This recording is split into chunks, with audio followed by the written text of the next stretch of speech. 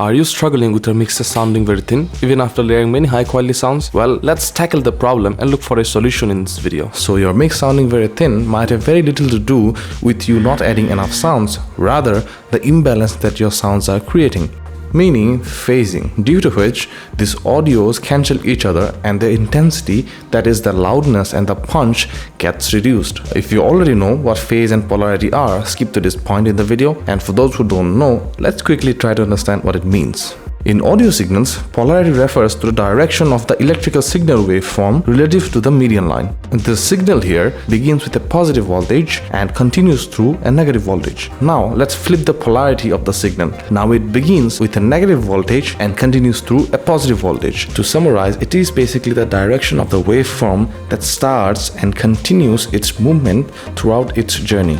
While polarity is a function of positive and negative, phase is a function of time. Audio waves are generally cycled. This wave here begins at a 0 and goes through a positive phase and then a negative phase. Just like a circle, the points along the cycle of a sound wave can be charted from 0 degrees to 360 degrees. Say we have another wave that arrives as the first wave is halfway through one cycle. This means the waves are 180 degrees out of phase. First wave is negative as the second wave is positive. Now the waves will work against one another because they are out of phase. However, a phase shift does not necessarily result in perfect cancellation, but they do affect the loudness. Now that you understand what polarity and phase are, let's dive into the problem a bit more, why your mixes are so thin. Lower frequencies are more prone to phase issues, and the reason is the longer wavelength. You have surely noticed that when you zoom in your DAW, the elements containing lower frequencies are more visible to us because they have a longer wavelength compared to an element that is dominant in the higher frequencies like a clap or a hi-hat. Lower frequencies have longer wavelengths, which makes phase issues more noticeable even with the slightest misalignment. But don't get me wrong, higher frequencies can cause phasing problems too, and this could be one of the key reasons, my friend, why your mixers might be sounding quieter.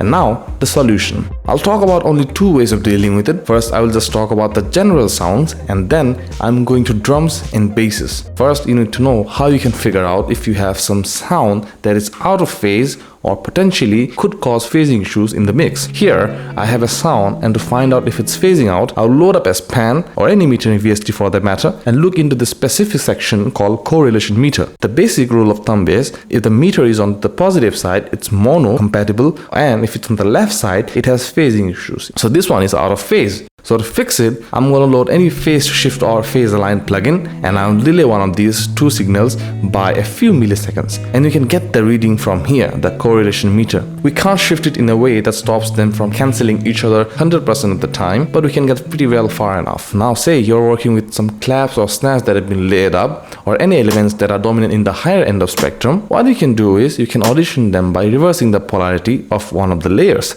Here, I like the sound better when one of them is reversed in terms of polarity. You can try this with other sounds as well, and in this particular case, the general rule of thumb is that you need to trust your ears. If it sounds good, it sounds good. After all, your listeners will be listening to your songs through their ears. There's more to talk about on this topic, but the video is going to get a lot longer if I do. But if you would want me to deep dive in this topic, leave a like or a comment, preferably a comment so that I know. And if you have made this far, watch this video of mine that talks about how your plugins are fooling you.